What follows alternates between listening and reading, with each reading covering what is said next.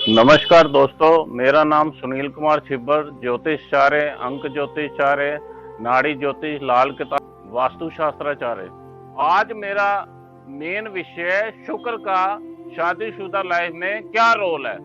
कुंडली मिलाते वक्त शुक्र का देखना बड़ा जरूरी है। वैसे तो सारे प्लैनेट देखने चाहिए, मगर शुक्र एक ऐसा प्लैनेट है जो जिंदगी को नर्क बना सकता है और स्वर्ग भी बना सकता है। ये जिंदगी को, ये क्या है, ये पत्नी को पति का सुख और पति को पत्नी का सुख ये दर्शाता है। शुक्र शुक्र का जो रोल है वो एक्चुअली क्या है, ये नेम फेम, बड़े गाड़ी बंगले, ये सब कुछ देता है। ऐश्वर्य धन भी देता है ये।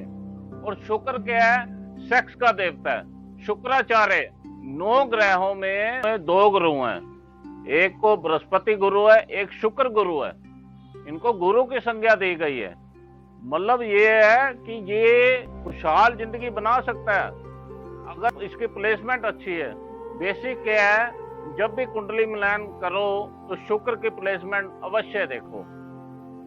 अगर आपका किसी का भी भाई बहन का, बच्चों का शुक्र खराब है तो मैं ये आपको 100% गारंटी दे रहा हूं, अगर आपके 28 गुण भी मिल रहे हैं, 27 गुण मिल रहे हैं, 30 गुण मिल रहे हैं, वो गुण है 0, उसकी वैल्यू 0 है। अगर शुक्र खराब है कुंडली में, इसको कोई नहीं देख पाता। इसके ऊपर नजर जरूर डालनी चाहिए शुक्र के ऊपर। शुक्र हस्बैंड वाइफ के रिलेशन का तालमेल बनाता है, उनके नेचर का तालमेल बनाता है, उनके अंदर अंडरस्टैंडिंग बनाता है और उनके लाइफ बड़े अच्छे तरीके से बीतती है अगर शुक्र अच्छा है। शुक्र अगर खराब है तो उनकी रेमेडीज करके शुक्र को अच्छा किया जा सकता है। शुक्र के देखना पड़ता है, 12 घर होते हैं और 9 प्लैनेट है। शुक्र का बहुत बड़ा रोल है 9 प्लैनेट में। शादीशुदा लाइफ में जब भी कुंडली मिलान होता है तो उसको शुक्र को अवश्य देखना चाहिए। अच्छा, एक चीज और है शुक्र के, मैं अभी आपको बेसिक पॉइंट बताऊंगा कि शुक्र के कौन कौन से घर अच्छे हैं और कौन कौन से खराब है। शुक्र किन घरों में बुरा फल देता है ये आपको मैं अभी एक्सप्लेन करूंगा और आप अपनी कुंडली चेक कर सकते हो। और उसमें जब तक उसकी हीलिंग नहीं होगी वो शुक्र खराब फल देता रहेगा। कईयों के मैंने देखे हैं कि 25 गुण मिल रहे हैं और उनकी शादियां हो चुकी हैं, आपस में उनकी अंडरस्टैंडिंग नहीं है, आपस में प्यार मोहब्बत नहीं है, उनकी मैरिज लाइफ डिस्ट्रॉय हो चुकी है और तलाक तक नौबत पहुंच चुकी है। ये सारा खेल शुक्र का है। बुकुट दोष भी ठीक है, नाड़ी दोष भी ठीक है, योनि भी ठीक है, ग्रह मैत्री भी ठीक है। बेसिक तो यही देखते हैं। नॉर्मल जो अधूरे ज्ञान वाले हैं इस लाइन में हैं और यह सॉफ्टवेयर दिखाता है। ये जो 7-8 पॉइंट है ये इसमें यही चीजें देखते हैं और उधर वो देख लेते हैं कितने गुण मिले और इधर मंगली और नॉन मंगली देख लेते हैं। मगर ये एक एक ग्रहों की प्लेसमेंट देखना बड़ा जरूरी है। इसमें शुक्र का बड़ा जबरदस्त रोल है। अब जिसका भी जातक का शुक्र पहले घर में है उसकी मैरिज लाइफ खराब होती है। क्यों होती है? पहला घर है सूर्य जहां उच्च का होता है और ये मंगल का पक्का घर है और ये दोनों सूर्य और मंगल शुक्र के दुश्मन है। यहाँ पे ये क्या करेगा, मैरिज लाइफ मैलाफिक कर देगा, खराब कर देगा ये। इसमें कई लोगों का और भी ग्रहों की प्लेसमेंट देखनी पड़ती है। कई लोगों का इसमें एक्स्ट्रा मैरिटल अफेयर भी आ जाता है, शादी से पहले शादी के बाद। कई लोगों का मैंने चेक किया है। और फिर नेक्स्ट पॉइंट है 4th हाउस।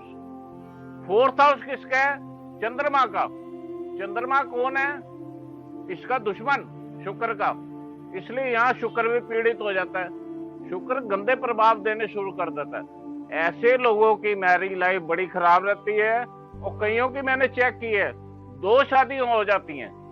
इसके बाद मैं आपको पॉइंट बताता हूँ 5th हाउस। 5th हाउस किसका है? बृहस्पति का। और यहाँ पे सूर्य का पक्का घर है। ये दोनों बृहस्पति और सूर्य क्या हो गए? शुक्र के दुश्मन हो गए। यहाँ भी शुक्र खराब हो गया। सूर्य और बृहस्पति ने शुक्र को खराब कर दिया। यहाँ भी मैरिज लाइफ खराब होगी। इस ऐसे लोगों की मैरिज लाइफ सक्सेस नहीं होती। ये सारी उम्र तड़पते रहते हैं, लड़की लड़के के प्यार के लिए, लड़का लड़की के प्यार के लिए। जिसका भी शुक्र खराब है उसकी मैरिज लाइफ 100% डिस्टर्ब रहेगी। इसके बाद मैं आपको आता हूँ 7th हाउस में। 7th हाउस क्या है? मार्केश है, मारक भाव है। एक तो 2nd हाउस मारक भाव है, एक 7th हाउस मारक भाव है। ये केंद्र भी माना जाता है मगर ये मारक भाव इसको मानते हैं। जहाँ शुक्र खराब हो गया, शुक्र के जितने भी फल मिलने चाहिए अच्छे वो बुरे हो गए, इसलिए मैरिज लाइफ भी यहाँ खराब करता है। वो मोहब्बत के लिए तड़पता रहेगा लड़का या लड़की, मगर उसको प्यार नहीं मिलेगा, सेटिस्फेक्शन नहीं मिलेगी अपनी वाइफ और हस्बैंड से। जिसका भी शुक्र 7th हाउस में है उसकी वाइफ या हस्बैंड बहुत सुंदर भी होगा तब भी वो बाहर अट्रैक्ट होगा। ये 7th हाउस के सिम्टम्स बता रहा हूं मैं। अब 8th हाउस में आ जाओ। 8th हाउस क्या है? 8th हाउस सबसे बुरा घर है। 12 घरों में 8वां घर सबसे बुरा घर है। एक तो 8 नंबर वो भी खराब है, वो शनि का नंबर है न्यूमरोलॉजी में। इसमें क्या है? सबसे गंदा घर 8वां घर है, उसको हम ज्योतिष में बोलते हैं खड्डा। भाई खड्डे में ये बर्बाद हो जाएगा। और यहाँ पे ये किसका घर है? ये घर है मंगल का, इसलिए ये मृत्यु स्थान भी बोलते हैं इसको। और यहाँ पे बॉडी का पार्ट्स कौन से आते हैं? गुदा।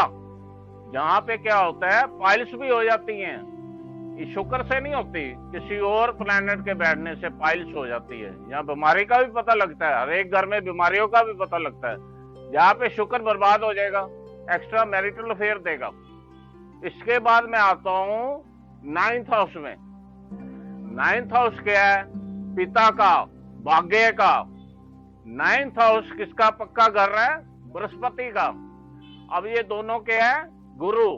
बृहस्पति धर्म गुरु है, शुक्र क्या है? दैत्य गुरु। अब ये दोनों दुश्मन है, आपस में इनकी बनती नहीं। यहाँ भी शुक्र तड़पता रहेगा। ये शुक्र के सिम्टम्स मैं बता रहा हूँ किन किन घरों में खराब है। इन घरों में शुक्र अगर बैठा हुआ है, पहला, चौथा, 5वां, 7वां, 8वां, 9वां, इन घरों में अगर शुक्र किसी का भी बैठा हुआ है, एक घर में बैठा होगा लड़की या लड़के का, उसको मैरिज लाइफ उसकी सक्सेस नहीं हो पाएगी, उसको यश नहीं मिलेगा, उसको परेशानियां आती रहेंगी, दिक्कतें आती रहेंगी। वो हर टाइम कंफ्यूज रहेगा, टेंशन में रहेगा हर टाइम। उसकी मेडिसिन देनी पड़ेगी, उसके जबरदस्त उपाय कराने पड़ेंगे ताकि वो बुरे फल ना दे किसी को भी। अब शुक्र सबसे बढ़िया किस खाने में होता है? शुक्र सबसे बढ़िया एक तो 10th हाउस में होता है, मगर शर्त ये है अकेला बैठा होना चाहिए। एक 11th हाउस में शुक्र अच्छा होता है, एक 2nd हाउस में शुक्र अच्छा होता है। इसका शुक्र का पक्का घर कौन सा है? 2nd house. 2nd हाउस में पहुंचाने के लिए मुझे क्या उपाय दे के शुक्र के ग्रह के फलों को 2nd हाउस में पहुंचाना पड़ता है। मतलब कि अगर किसी का भी इंसान का शुक्र, मैंने जो आपको घर बताए हैं 1, 4, 5, 7, 8, 9, इन घरों में किसी का भी शुक्र बैठा है, उनके सबके अलग अलग घरों के अलग अलग उपाय हैं। वो उपाय देखे 2nd हाउस में डाइवर्ट करना पड़ता है। ये ऐसे ऐसे उपाय कराने पड़ते हैं, तभी जाके मैरिज लाइफ खराब होने से बच सकते हैं। अब आपको मैं एक और पॉइंट बताता हूँ। मेरे पास बड़े पेरेंट्स आते हैं, लड़के लड़की आते हैं, अपनी कुंडली चेक कराते हैं। आजकल मैं देख रहा हूँ कई लोग क्वेश्चन करते हैं, लड़के के पेरेंट्स, लड़का, भाई मेरी शादी के बाद ये लड़की मेरे लिए भाग्य वाली होगी कि नहीं होगी? ये लड़की के साथ शादी करने के बाद मेरा भाग्य उदय होगा कि नहीं? ये देखो बड़ा जबरदस्त पॉइंट बता रहा हूं मैं। अब क्या है, सबकी थ्योरी अलग अलग है। वो क्या है कि दोनों को कुंडलियां देख लेंगे और अपने अपने पॉइंट बता देंगे, जो अधूरे ज्ञान वाले इस विद्या में बैठे हैं, या सॉफ्टवेयर में देख लेंगे भाई भाग्य उदय होगा कि नहीं इस लड़की से शादी करने के बाद। आपको मैं आज बड़ी पते की बात बता रहा हूं, ध्यान से सुनिए। भाग्य उदय का कारक है शुक्र। शादी के बाद जिस भी लड़के को लड़की से जब शादी करता है, वो जब पहली सुहागरात मनाता है, ध्यान से सुनो मेरी बात, जब वो शारीरिक संबंध बनाएगा लड़की से, उसके बाद भाग्योदय होगा कि नहीं, ये कौन बताएगा? शुक्र बताएगा। लड़के का शुक्र बताएगा। लड़की का कोई कसूर नहीं है इसके अंदर। अगर उसका शुक्र अच्छा है तो वो भाग्योदय होगा। इसमें सारा ब्लेम लड़की को देते हैं। क्यों देते हो लड़कियों को ब्लेम? कि ये लड़की हमारे घर जब से आई है, इसका कदम पड़ा है, हमारा घर बर्बाद हो गया। ये गलत धारणा है। ये मैं आपको कह रहा हूं, जब वो लड़का पहली बार लड़की से शारीरिक संबंध बनाएगा तो शुक्र क्या है? जागृत हो जाएगा। उसके बाद लड़के की कुंडली में शुक्र देखना पड़ेगा, उसकी प्लेसमेंट देखनी पड़ेगी कि वो अच्छी है कि बुरी है। अगर वो अच्छी है और पहली बार लड़की से सेक्स कर लिया तो भाग्योदय हो जाएगा। अगर वो उसका शुक्र खराब है तो खराब फल देगा। भाग्योदय शादी के बाद होगा कि नहीं? लड़की को ब्लेम मत करो, किसी भी लड़की को नहीं ब्लेम करो, लड़की का कोई कसूर नहीं है। ये सारा लड़के की कुंडली से पता लगेगा, शुक्र से पता लगेगा। शुक्र अकेला बैठा है या उसके साथ पापी प्लैनेट बैठा है। तो अगर पापी प्लैनेट बैठा है तो शुक्र खराब हो गया, उसकी भी हीलिंग होएगी। उस पापी प्लैनेट को उसके घर में पहुंचाना पड़ेगा, शुक्र को अपने घर में पहुंचाना पड़ेगा, उपाय देके उनको सेपरेट करना पड़ेगा, उपाय देके, ताकि पापी प्लैनेट शुक्र को खराब फल ना दे पाए। अगर शुक्र की प्लेसमेंट अच्छी है तो पापी प्लैनेट साथ बैठा है, और पापी प्लैनेट को क्या है, उठा के उसको अपने घर पहुंचाना पड़ेगा, जो उसका असली घर है 12 हाउस में। तो क्या होगा? शुक्र अकेला हो गया वहां पे। शुक्र क्या है? अच्छे फल देने शुरू कर देगा। ये कुंडली में सारी चीजें देखनी पड़ती है, उसके बाद हामी बढ़नी पड़ती है। ये रिश्ता कामयाब होगा कि नहीं, ये कुंडली मिलान ठीक है कि नहीं। 9 गुण 10 गुण भी मिलते हैं, तब भी अगर ये चीजें ओके हो रही हैं तो वो शादी सक्सेस हो सकती है। ये नहीं कि 20 25 28 गुण मिल गए और किसी ने शुक्र देखा नहीं और शादी ओके कर दो। ऐसे शादियां नहीं होती। इसके चक्करों में कभी मत पड़ना, मेरी आपसे विनती है। बड़ी मैरिज लाइफ खराब हो रही है, इससे बचो, बच के रहो। ऐसे शादियां मत करो, ये बड़ा सीरियस मैटर है, सारी जिंदगी का सवाल है ये। ऐसे जल्दबाजी में शादियां मत करो। और लव मैरिज भी हो रही है और 1 महीने बाद तलाक हो रहे हैं। ये क्या रीजन है?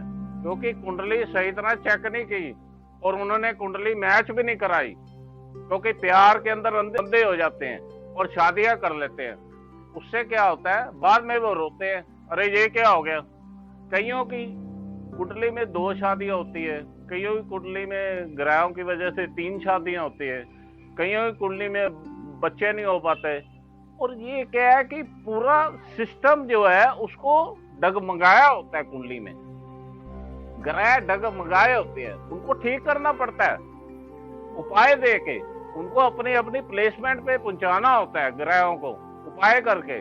अभी तो मैंने आपको बताया कि शुक्र के साथ कौन सा पापी प्लैनेट बैठा है।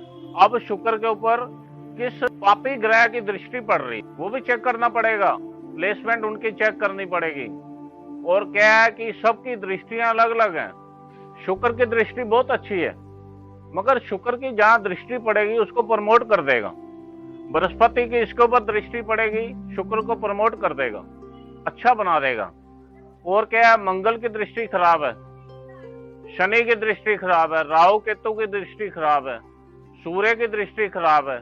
सूर्य की 1 दृष्टि है, मंगल की 3 दृष्टि हैं, राहु केतु की 3 दृष्टि हैं, शनि की 3 दृष्टि हैं, शुक्र की 1 दृष्टि है, चंद्रमा की 1 दृष्टि है। जो अच्छे प्लैनेट है उनकी दृष्टियां अच्छी है, जो बुरे प्लैनेट है उनकी दृष्टियां खराब है। तो उनकी दृष्टियों को, प्रभाव को रोकना पड़ता है उपाय देके, ताकि उनकी दृष्टियां उसको खराब ना करें, उसको खराब फल ना दे दे। इसी के साथ मैंने आज आपको शुक्र का रोल बताया कुंडली मैचिंग के वक्त। अगली वीडियो में मैं लाऊंगा मंगल का रोल वैवाहिक जीवन में क्या असर करता है। मैं आपका बड़ा थैंकफुल हूँ, आपने लाइक किया, शेयर किया, सब्सक्राइब किया, उसके लिए मैं आपका तहे दिल से शुक्रिया अदा करता हूं। आप ऐसे ही मेरी वीडियो देखते रहिए, मैं आपको अपना ज्ञान पूरा शेयर करता रहूंगा। और प्लीज़ मेरी फिर आपसे रिक्वेस्ट है, अगर मेरी वीडियो पसंद आई हो तो प्लीज़ लाइक कीजिए, शेयर कीजिए, सब्सक्राइब कीजिए। बहुत बहुत शुक्रिया, धन्यवाद।